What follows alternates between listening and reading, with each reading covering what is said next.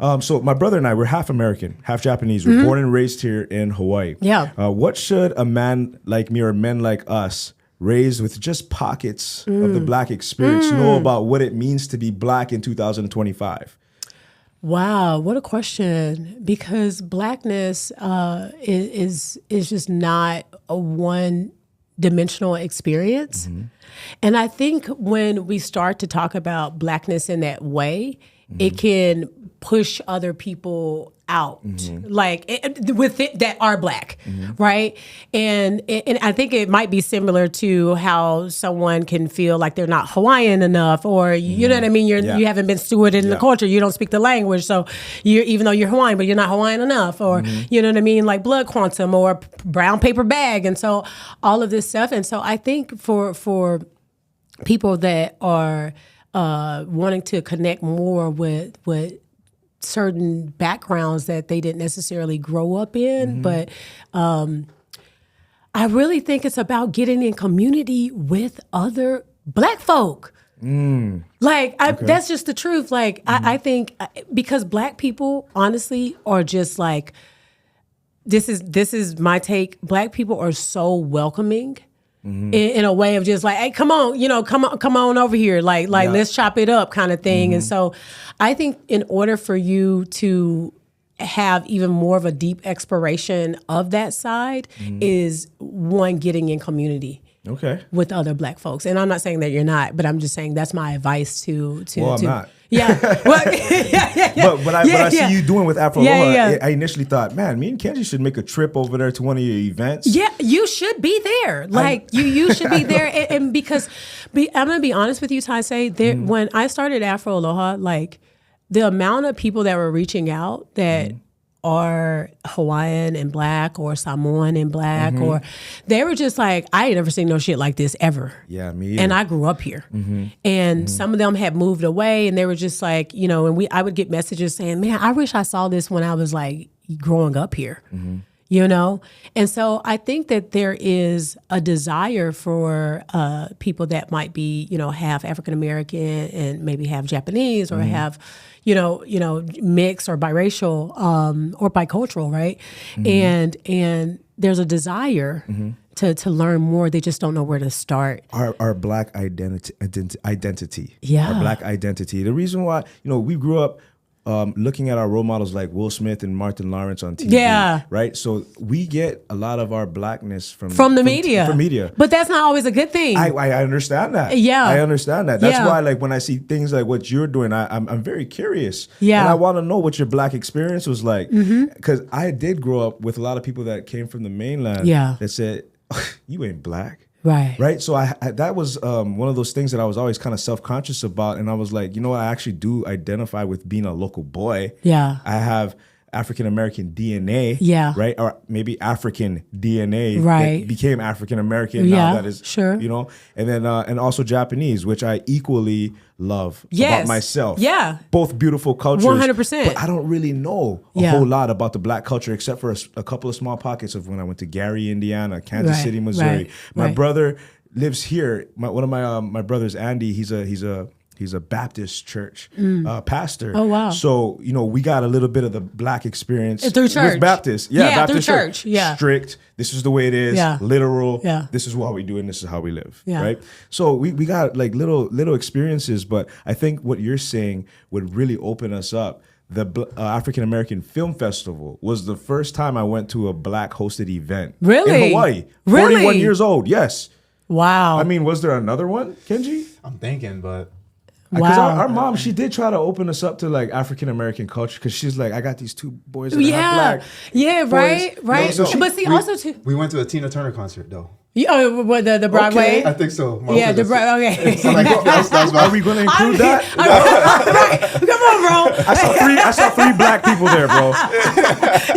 But like a Black hosted event where Blackness is celebrated. Celebrated. And shared, right? And shared. Celebrated, and shared. inclusive. Yeah. Like not exclusive. Yeah. It's more inclusive, and anybody that's not Black can be here. Yeah, and I think that's really important that you point that out, because like, when there's so much Black culture in Hawaii Hawaii where, like, even though Black people are actually not being represented, there's still so much Black culture in Hawaii, even through the music, right? Yes. When I think about like reggae playing music. everywhere, Yes. and you know, and it's like, oh, Hawaiian music is Jamaican, you know, in Hawaiian mixed music or whatnot, and I'm like, that original, that's Black music. Yeah. That's liberation music, Yes, right? the struggle music, yes. Exactly. But even when I look at some of like the Native Hawaiian, like, you know, liberation strategies, like that came from the Black Panthers. That came from, you know what I mean? Yes. It's so much of it here that I'm just like, I also just wonder, like,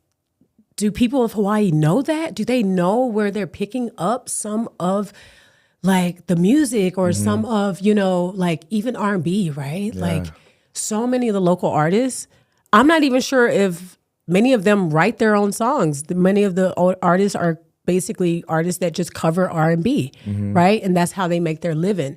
And so, and I see just Black culture everywhere, but I think Hawaii has to be really careful about loving Black culture more than they do Black people. Oh. So I think it's easy sometimes to be comfortable with like wanting to be a part of Black culture while still erasing it in Hawaii. And subconsciously, they may not know that they're participating in it, right?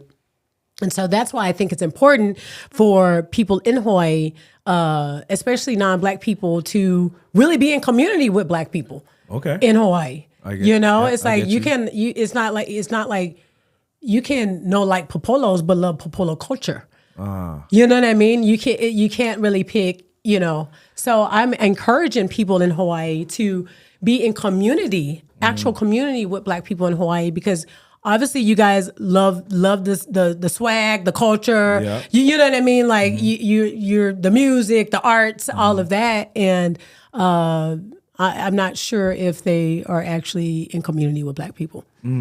That's so interesting because I come from a total different circle. You know what I'm saying? You come from African American, Nigerian. You come to Hawaii. Your skin is dark, right? Yeah. But for me, my skin is a little lighter. I'm a local boy. I talk local. I dress local. You know what I mean? So I have a total different experience. And 100%. I would have to agree with you on that. But we also do need a space like Afro Aloha, right, to understand who these Black people are. Yeah. Right.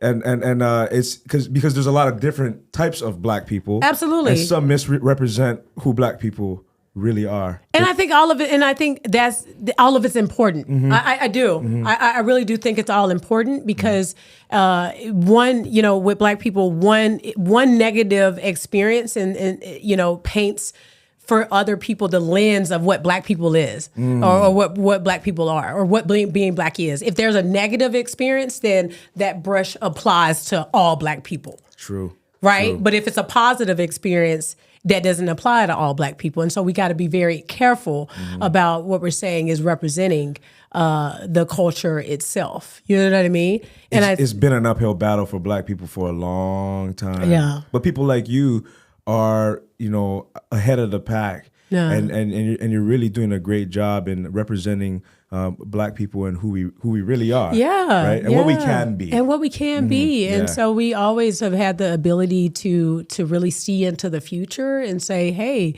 we are the innovators, we are the curators, we are the creators, the educators, the facilitators. We are all those things. We're the scientists, we're the homemakers, we're you know, we're the birth workers. We're, you know, we are so many things, right?